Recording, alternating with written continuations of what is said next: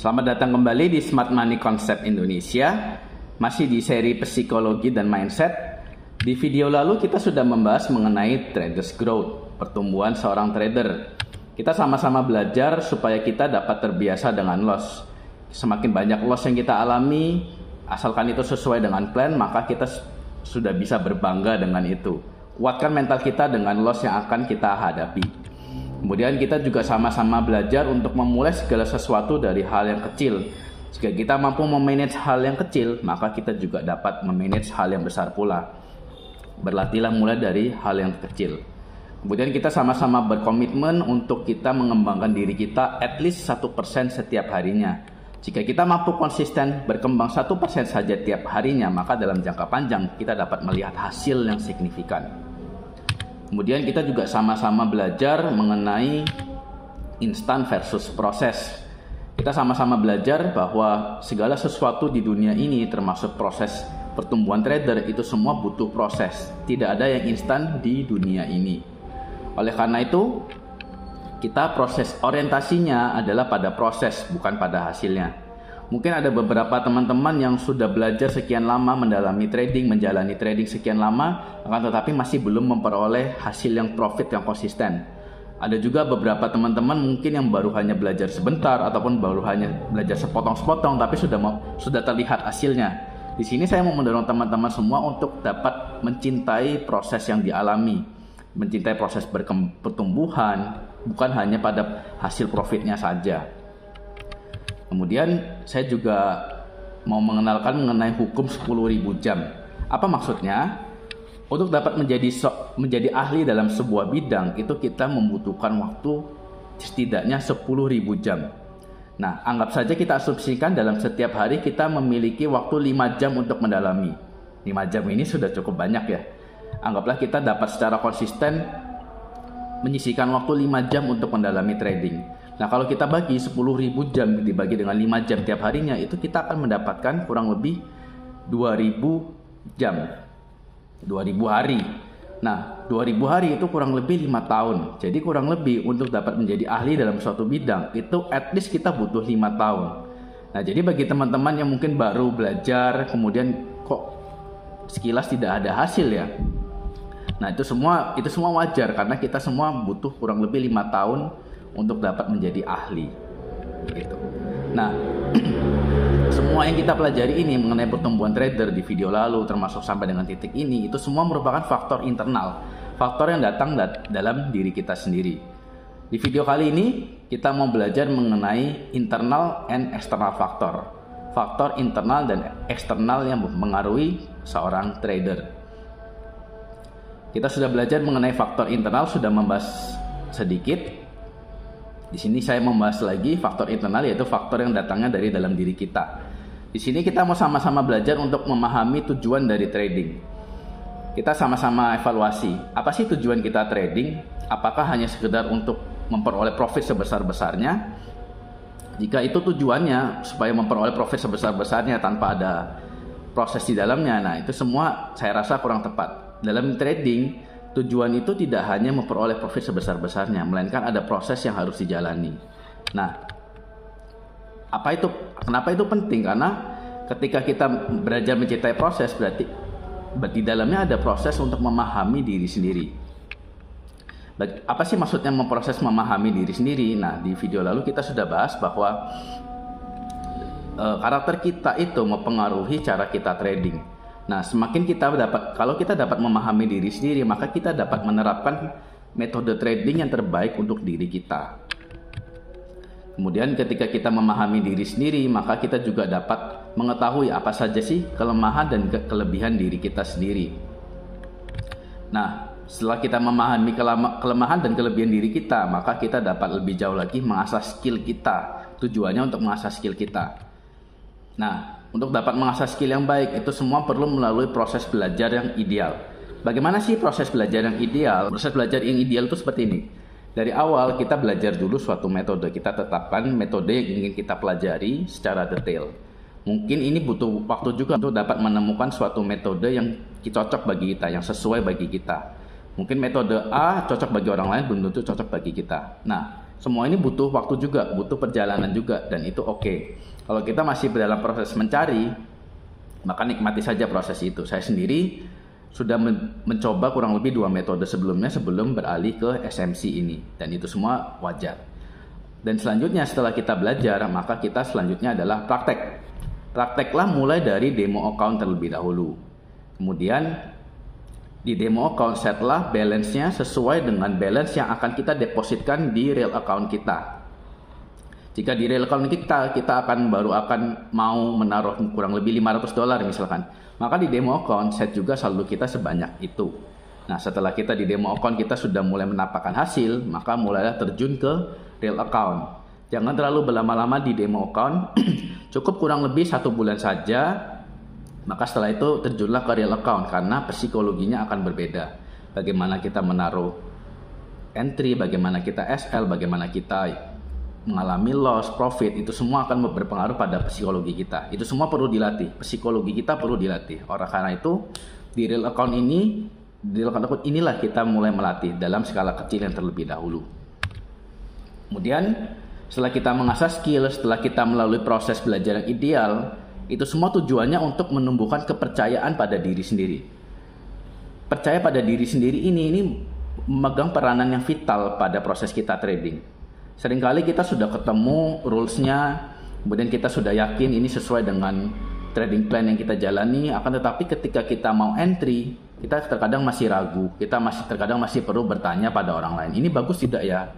Kok ini bagus tidak ya? Kita posting dulu dan lain sebagainya. Nah, itu berarti itu semua tanda bahwa kita belum terlalu percaya pada diri sendiri. Nah, di sini kita bertujuan untuk supaya kita dapat lebih percaya pada diri sendiri. Kita bagaimana cara meningkatkan kepercayaan diri? Ya salah satunya dengan belajar terus, menaikkan jam terbang, kita backtesting, kita forward testing. Semua itu tujuannya untuk menaikkan rasa percaya diri. Kemudian tidak hanya percaya pada diri saja, melainkan juga percaya pada Tuhan. Nah, saya mendorong teman-teman semua untuk menerapkan prinsip ini, percaya pada Tuhan ini diterapkan dengan baik. Percaya pada Tuhan itu bukan berarti kita asal membuat trading plan, kemudian mungkin kita membuat plan, kemudian ada SL-nya digeser-geser, kita hold minus sekian lama, kemudian berharap berdoa bahwa berharap harga akan kembali, semoga profit. Nah, itu menurut saya kurang tepat. Percaya pada Tuhan yang tepat adalah kita percaya Tuhan akan menuntun kita kepada jalan-jalan yang benar. Tuhan akan membukakan jalan bagi kita untuk kita belajar, bertemu dengan orang yang tepat, komunitas yang tepat, mentor yang tepat, sumber edukasi yang tepat, supaya kita dapat menerapkan trading plan yang terbaik. Kemudian setelah kita menerapkan trading plan, ya kita stick to the plan itu. Itu penerapan yang baik untuk percaya pada Tuhan. Kemudian kita berangkat ke faktor eksternal, yaitu faktor-faktor yang berasal dari luar. Yang pertama adalah sumber edukasi. Sumber edukasi ini sangat penting karena ya dari sana kita belajar. Kita perlu memilah-milah mana sumber edukasi yang berkualitas, mana yang tidak. Kalau kita bisa mengelompokkan ya, kita tentunya sudah dapat mengelompokkan sumber edukasi retail yang umum itu sudah sebaiknya kita hindari. Nah, yang menjadi bahan pertimbangan adalah sumber edukasi yang biasanya free dan yang berbayar. Nah, secara umum memang sumber edukasi yang berbayar biasanya relatif lebih baik, kualitasnya lebih terstruktur ketimbang yang tersedia bebas. Akan tetapi tidak selamanya seperti itu.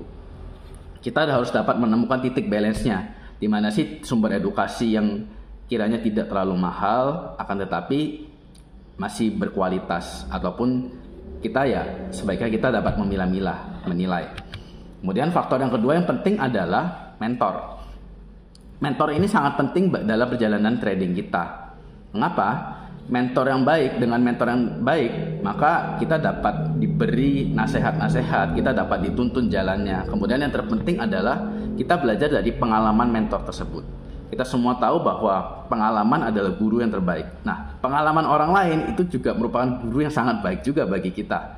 Pengalaman yang sudah dilalui mentor tersebut kemudian diceritakan ke kita, nah itu sangat penting. Kita dapat menghemat waktu, menghemat mungkin kerugian yang tidak perlu setelah kita belajar dari pengalaman mentor tersebut. Jadi tidak hanya ilmu, tidak hanya nasihat-nasihat, melainkan juga pengalaman dari mentor tersebut. Jadi mentor yang baik itu memegang peranan vital dalam perjalanan trader. Kemudian yang ketiga adalah lingkungan ataupun komunitas. Di sini ada satu quote yang saya suka mengenai kualitas komunitas, yaitu pergaulan yang buruk merusakkan kebiasaan yang baik. Jadi walaupun kita sudah memiliki sumber edukasi yang baik, kita didorong untuk memiliki psikologi yang baik, trading plan yang baik, metode yang baik. Akan tetapi kalau kita bergabung ke komunitas yang kurang baik, di mana di dalamnya nilai-nilainya tidak ada nilai-nilai yang baik, maka percayalah kita akan terbawa ke nilai-nilai tersebut.